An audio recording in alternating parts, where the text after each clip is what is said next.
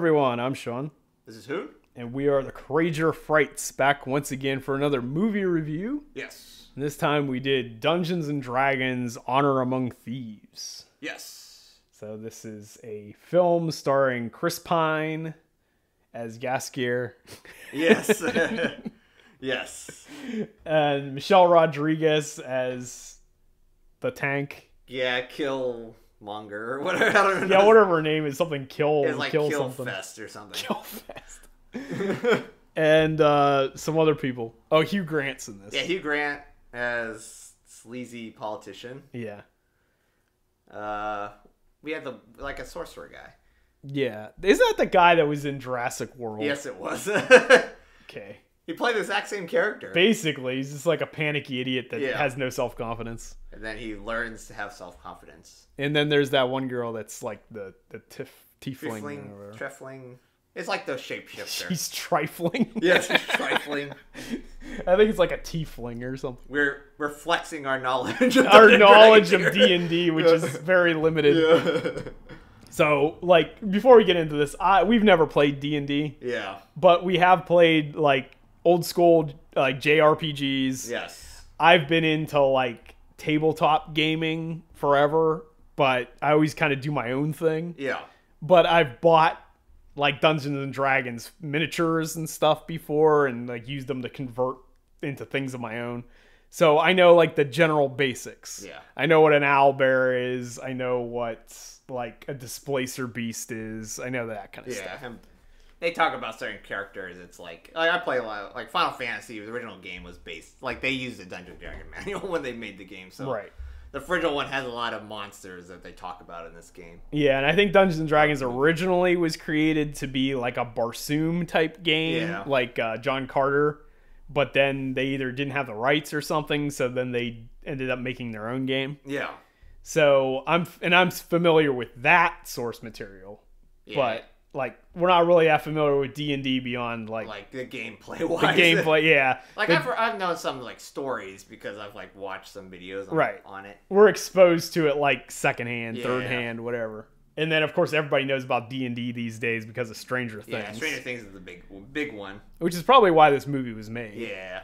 Because they probably thought that they had a bigger market than they actually do. Yeah, which I would be pretty sad if they don't make a sequel to this. Yeah, it was enjoyable. It was pretty fun. Yeah. Like it's not like the next Lord of the Rings or anything, but it is fun. This reminds me of like one of those, I guess, 80s it's like movie. Like it's like the fantasy movies that sword and sorcery films. Yeah. Which is like they're having fun with it and everything else. Yeah. Yeah, so the 80s had a ton of these type of movies. Like, of course, Conan the Barbarian kind of started the big craze. And then there's like a million, like, no budget. Yeah, like knockoffs. You're the... yeah. You're the Hunter. Yeah, You're the Hunter. Yeah, so it's definitely themed like that. Early 2000s, there was some, because there was a big craze after Lord of the Rings. That's one thing, is like, it seems like every time you have certain decades, I guess, you have their one fantasy movie. And I kind of hope this would be the one. Because this was pretty good. It is pretty good. And we'll talk about it later on. But so the film, basically Chris Pine's kind of the main guy. And he's trying to get this team together to rescue his daughter, who is like not really in prison. She's kind of in prison, but she doesn't realize it. Yeah, she's like one of those people are like in a gilded cage, I guess you could say. Yeah. She's kind of like a prisoner, but not. Because she doesn't really say she's ever leaves her castle. She kind of stays in that area. Right. She's raised by somebody who used to be a member of this team, but betrayed him. They're kind of like the scoundrel, which they talk about it. Like he kind of goes through like the character traits and stuff, and he's kind of like a scoundrel. He's just like the one Hugh Grant character. Hugh Grant, Hugh Grant has been raising his daughter, Chris Pine's daughter, because Chris Pine and Michelle Rodriguez ended up in prison for a previous mission. Yeah, which he explains that he went to, like, I don't know what they were. What was that, like a wizard house? I don't even know what that was. I don't know, but they ended up having to fight with red wizards or something. Yeah, but he like gets stuck in a time lock or something. It's like a spell that the one red wizard can use. Right. And the thing with the red wizards is if you're killed by a red wizard, nobody can save you except for there's like some magic charm that can bring anybody back from the dead. Yeah, because like because they explained, because the one main red wizard that started this, he's like a necromancer. Like he's kind of like Vecna. If anyone's seen Stranger Things, he's kind of like the Vecna character. Basically, he's like a necromancer. And he's missing a nose, just like Vecna. Kind of looks like Voldemort. It's like or something. Vecna meets Voldemort. Yeah. And then Chris Pine's wife died, and he's trying to get this charm to bring her back. Yeah, because he's like, I don't know, what do they consider? It was like, are they like police officers or something? I don't know what that was. They kept saying a specific name, and I don't know what it's like Hanneman or something. No. What exactly is that? Is that like a police force? Oh, or what Chris Pine was? Yeah, well, before he became a thief. He was like Harper's or something. Yeah, what is that exactly? I don't know. Like we said, we're not experts on D&D lore.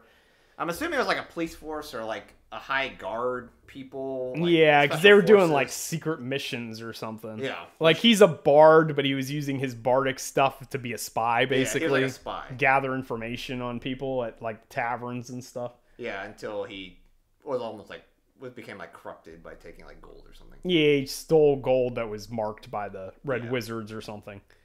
But so anyway, he and Michelle Rodriguez end up in prison together, and then they break out even though they got pardoned. Yeah, that was pretty funny. He's like, "We pardoned you." Yeah, it's like using the one, because the one judge or whatever, he's Johnathan. Like a bird. Yeah, Jonathan's a bird man. So they jump out the window and it's like, "You need to fly," but he's like, "We pardoned you." Well, he's flying out the window. It's like it didn't really matter. So yeah, the humor does work in this. Yeah. Like if you like Chris Pine in general, you'll like this.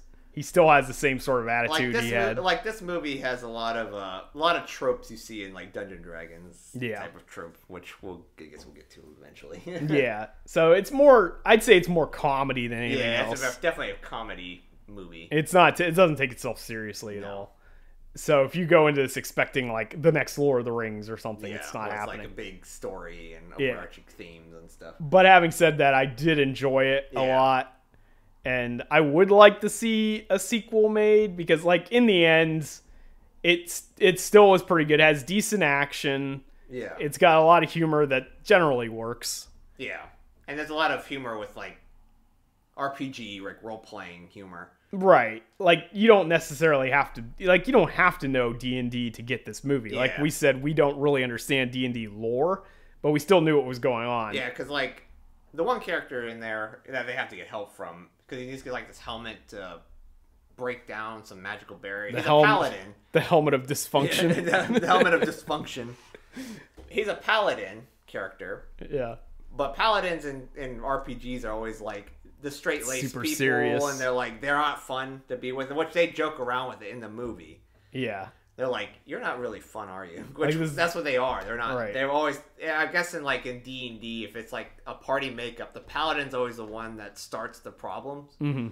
Because there was a story I've heard about. Because like the goblins, like you fight of goblins and you have the babies. It's like, what are you supposed to do with them? You're supposed to kill them, which everyone wants to kill them, but the paladin's like, no, that's not against it. Or they want to kill them because they're inherently evil. Yeah. So we need to kill them, but that's always the party headbutting is always with the paladin. Right. And that's he's supposed to be kind of like that. They make fun of it. Right. Yeah, he shows up. He's not quite to Drax level, but it's almost there where he doesn't like understand jokes or sarcasm or anything. He's just like everything's literal. Yeah. So like that was pretty entertaining. There's a really funny part with a spell that brings back people from the dead. Yeah. You have to give them like 5 questions, and it's that old joke where they end up asking a bunch of questions by accident. Yeah, and they did that the first time. The second time is like, screw it. Yeah. It's like we asked 4 is like, the guy's still alive. And then the last guy, they don't ask the final question, so he's just sitting there in his grave. He's like, I'm still dead. He's like, I'm still here. Can someone ask me another question? Which is actually the post-credit scene. Yeah. So, like, you don't need to stay for the post-credits unless you want to stick around for that joke. But, yeah, overall, I thought it was fine. We're not going to get into, like, spoilers or anything with this, but I would recommend going to see this. Yeah, definitely. It's a fun movie, and that's the only problem because we're looking at the box office, and this movie was $150 million or something like that. Yeah, And I think that first weekend they didn't make a lot, so I think it's comparable to Shazam 2, which that bombed pretty badly. Shazam 2 was made on a cheaper budget, I think. Yeah, it was like 100 million compared to this 150. Yeah, which I could see it because they had a lot of like CGI and stuff in it. Well, even Shazam 1 had or 2 had a bunch of CGI, but yeah. Maybe the scale on this one probably was more. Yeah, because so far at the time of this recording, the movie D&D's been out for about a week. Yeah. And I think it's only made like 120 million worldwide or something. And I kind of hope it gets a sequel, but I don't know if it's going to, because if it's going to bomb, I don't think they're going to make a sequel. But I think that's the one thing is like, I know we talked about it before about Marvel and their franchises and stuff like that. I can see this being a franchise because D&D is one of those things where you can literally do anything. Yeah, like D&D's...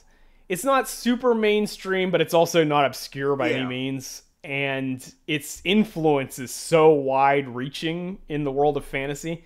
D&D probably has influenced fantasy in a way that almost nothing has since Tolkien. Yeah, pretty much. Like, there's Lord of the Rings is basically like the blueprint for everything. Yeah. But then D&D probably did the next most influence. Yeah. Until, like, Warhammer. Yeah. So it's probably like between that. Like Tolkien's books, Lord of the Rings was written like 1950. Yeah.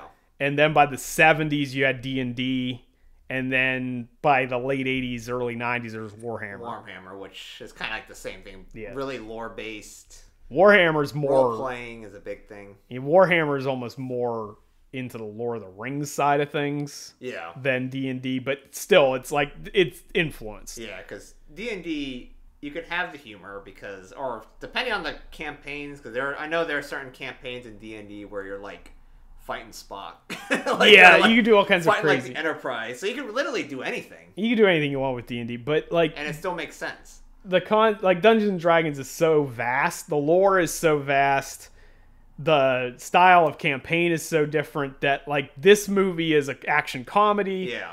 The next movie, if there were to be one, could be a serious serious film. Movie, more like everyone's dying and you're trying to save everyone. Because all you need is like a magic artifact. Yeah. And be like, you need this magic artifact, go for it. Just depends on who's on your team and all that stuff. Like, you could do anything with it. Yeah. So it's like super vast.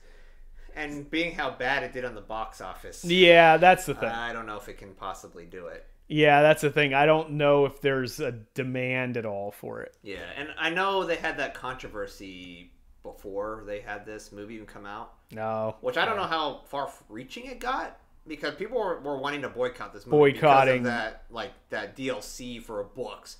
Yeah. Thing they were doing. They were, they boycotting Wizard of the Coast and Hasbro or something? Hasbro, because Magic had something where they're basically making sets for, like DLC sets. You have to, you need this specific set to buy, and I guess they were making it where if you had a campaign, you had to, you couldn't make your own campaigns, you had to, charge something. It was something to do with money. Yeah.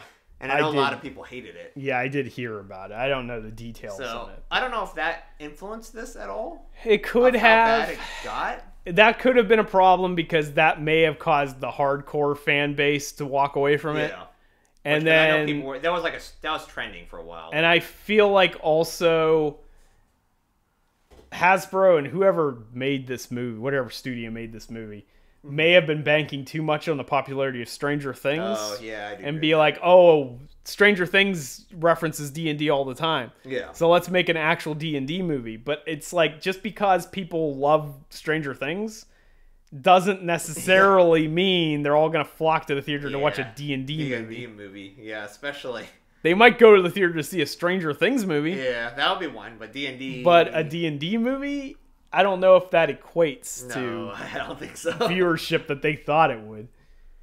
Yeah, they probably were banking on that. And the fact that they, like you just said, the fact that Wizard of the Coast and Hasbro is basically pissing off the long-term fan base. The people that probably kept it going for so long. So, yeah, that's definitely a problem. Yeah, I know. I'm not sure how much that got influenced by it, which it probably did. It probably did something to it. If a hardcore fan base isn't going to watch your D&D movie, then you're screwed. But, if you're talking about figures this low, it probably did have an impact on it. At least some impact to it. Yeah. So, anyway, I guess that's where we're going to leave our review, because we don't want to talk too much about the details and stuff. I don't think this is going to get a sequel, unfortunately. Yeah, I kind of wish it would, because it's a good enough movie where it's like, this deserves a sequel. Right. And I kind of want to see one, because Chris Pine, like, the acting was really good in this movie. Yeah. Yeah, even Michelle Rodriguez was pretty good in this, and she's always, like, she's fine, but she's all about that family. Yeah. She's always, like, Fast and the Furious movies and stuff now. Or, like, Resident Evil. Yeah, Resident Evil and Fast and Furious, that's, like, it. But, yeah, she was fine in this, too. So, yeah, I would definitely recommend it. I think if you like fantasy, you like adventure, and you like just a fun film, I'd say go check it out. Yeah, fun film. If you don't want to watch the Mario Brothers, you go watch this movie, because it's, like, it's pretty good. Right. So that's going to be our review. If you like this video, give us a like. Consider subscribing for more content like this in the future. And you too could feel the strength welling within. See ya. See ya.